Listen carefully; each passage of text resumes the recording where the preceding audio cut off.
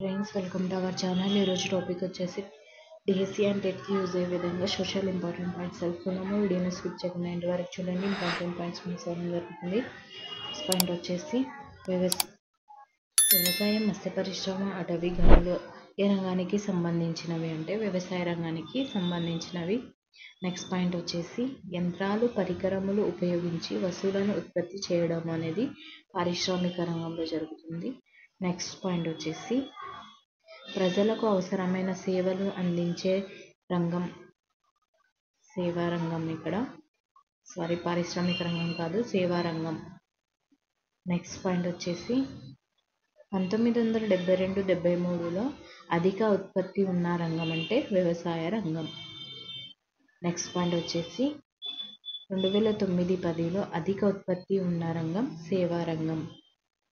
Next point వచ్చేసి 1992-93, 1900 మరియు 2008-10లో అత్యల్ప ఉత్పత్తి గల రంగం పారిశ్రామిక రంగం.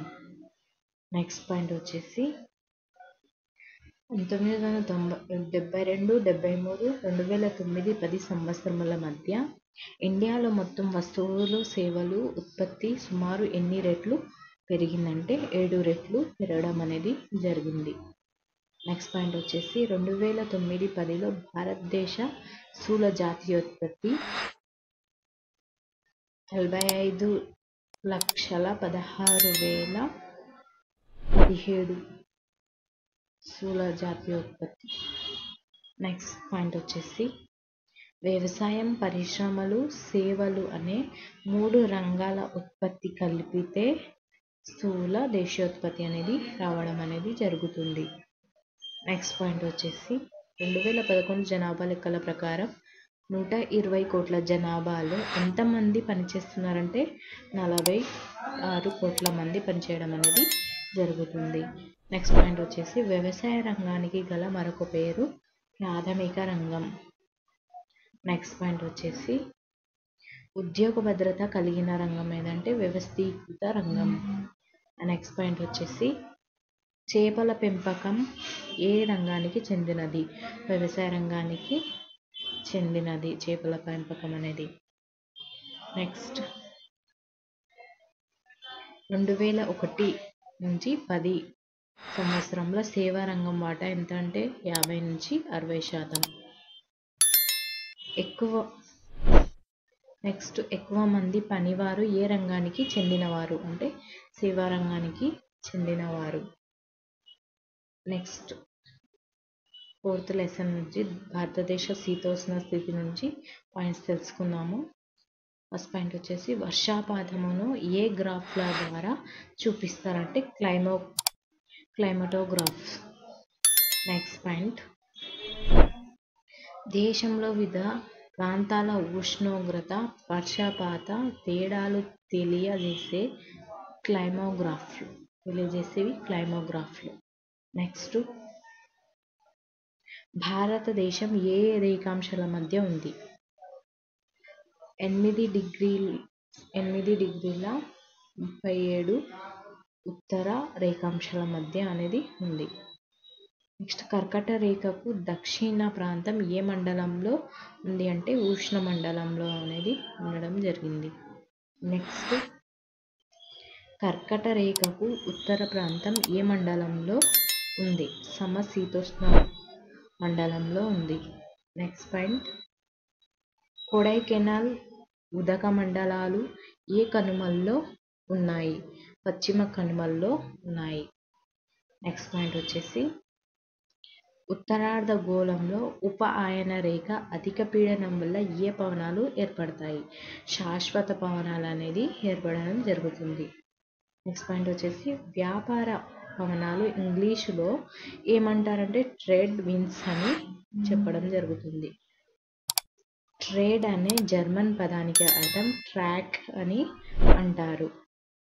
నెక్స్ట్ పాయింట్ రబీ కాలంలో సాగు చేసే పంటకు ఉదాహరణ గోధుమ. రబీ కాలంలో సాగు ఏం చేస్తారంటే గోధుమ పంటను సాగు చేయడం జరుగుతుంది. నెక్స్ట్ పాయింట్ భారతదేశంలోని ఉత్తరాది మైదానాలలో ఇక్కడ పొడిగా వేడిగా వీచే స్థానిక పవనాలు. ఏం పవనాలంటే ఋతుపవనాలు. నెక్స్ట్ పాయింట్ వచ్చేసి ఋతుపవనాలను ఇలా పిలుస్తారు. మాన్సూన్స్ అని కూడా అనడం జరుగుతుంది ఋతుపవనాలను. మాన్సూన్ అనే పేరు పెట్టినది అరబ్ వర్తకులు మాన్సూన్ అనే పేరు అనేది పెట్టడం జరిగింది ఋతుపవనాలకు. నెక్స్ట్ పాయింట్ వచ్చేసి భారతదేశంలో అత్యధిక వర్షపాతం ఈ ఋతుపవనాల కాలంలో సంభవిస్తుందంటే నైరుతి ఋతుపవనాల కాలంలో భారతదేశంలో వర్షం అనేది ఎక్కువగా రావడం జరుగుతుంది. నెక్స్ట్ పాయింట్ AGW విస్తరించండి. Anthropogenic global warming. Next point వచ్చేసి హరితగృహ వాయువులకు ఉదాహరణ methane, carbon dioxide. Next IPCC విస్తరించగా intergovernmental panel on climate change. Next 2009లో సుందర్బన్లో వచ్చిన పెను తుఫాను పేరు ఐలా తుఫాను. నెక్స్ట్ పాయింట్ మధ్యధరా సముద్రం నుంచి వచ్చే తుఫానులు పశ్చిమ విక్షోభాలు. నెక్స్ట్ పాయింట్ టైమ్స్ ఇండియాలో 2013 అక్టోబర్ 25న వార్తా కథనం ప్రకారం ఒంగోలులో అత్యధికంగా 341 మిల్లీమీటర్ల వర్షపాతం అనేది నమోదవ్వడం జరిగింది. నెక్స్ట్ పాయింట్ నేల నుంచి 12,000 మీటర్ల ఎత్తులో సన్నటి మేఖలలో వేగంగా ప్రవహించే గాలులను ఏమంటారంటే జెట్ ప్రవాహాలు అంటారు. నెక్స్ట్ పాయింట్ వచ్చేసి జెట్ ప్రవాహాల వేగం వేసవిలో గంటకి ఎన్ని కిలోమీటర్లు అంటే 110 కిలోమీటర్లు. నెక్స్ట్ పాయింట్ జెట్ ప్రవాహాల వేగం శీతాకాలంలో గంటకి ఎన్ని కిలోమీటర్లు అంటే 184 కిలోమీటర్లు. నెక్స్ట్ పాయింట్ వచ్చేసి సిమ్లా, గుల్మర్గ్, నైనిటాల్, డార్జిలింగ్ వేసవి విడుదలకు ఉదాహరణగా చెప్పడం జరుగుతుంది. నెక్స్ట్ 5th లెసన్ భారతదేశ నదులు నీటి వనరుల నుంచి తెలుసుకుందాము.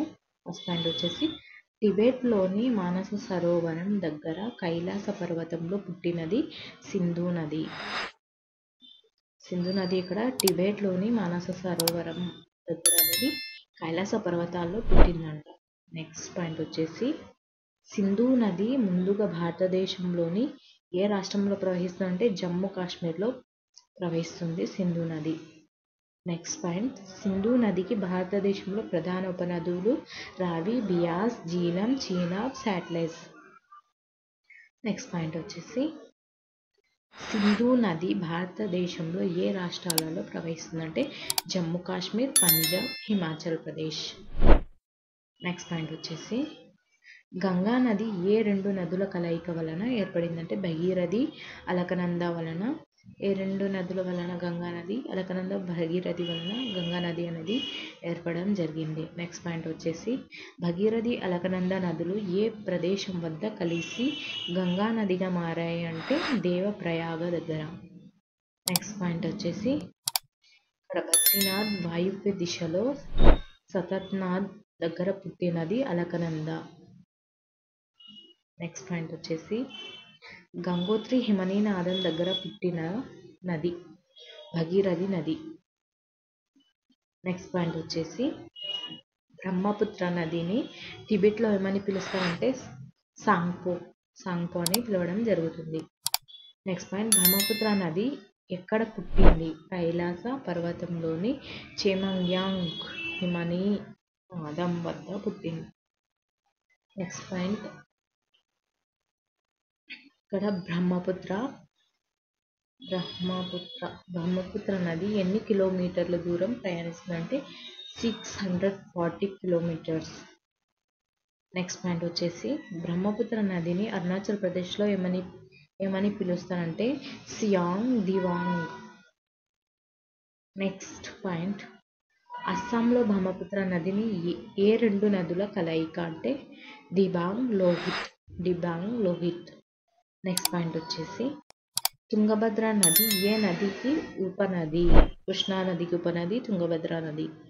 నెక్స్ట్ పాయింట్ వచ్చేసి తుంగభద్ర నది ఎక్కడ పుట్టిందంటే పశ్చిమ కనుమలలో పుట్టింది.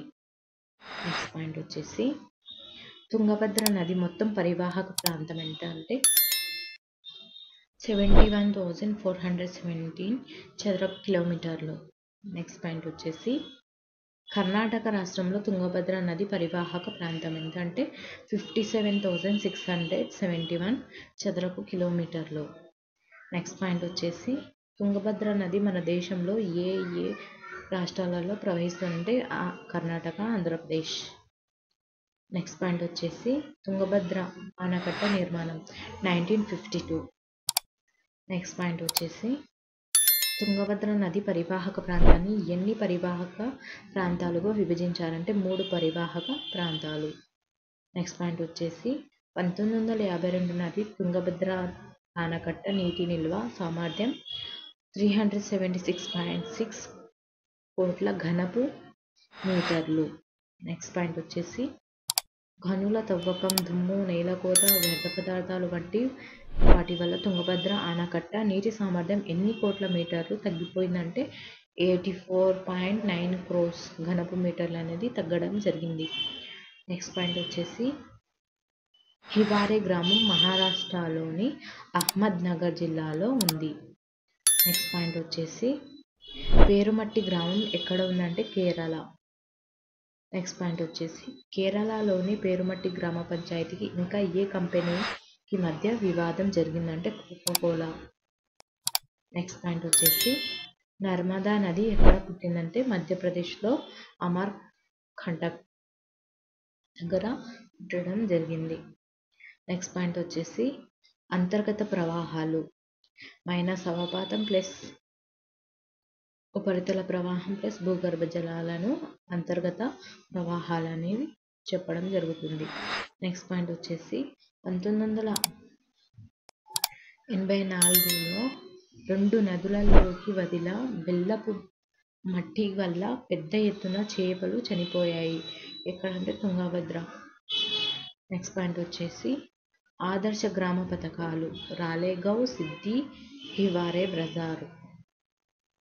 నెక్స్ట్ పాయింట్ వచ్చేసి మహానది ఎక్కడ పుట్టిందంటే ఛత్తీస్గఢ్లోని సివోహా దగ్గర పుట్టడం జరిగింది.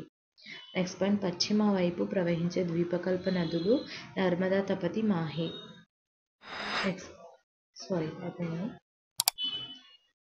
వీడియో నచ్చినట్లయితే లైక్ చేయండి, సబ్స్క్రైబ్ చేయండి, మీ ఫ్రెండ్స్ అండ్ ఫ్యామిలీ మెంబర్స్కి షేర్ చేయండి.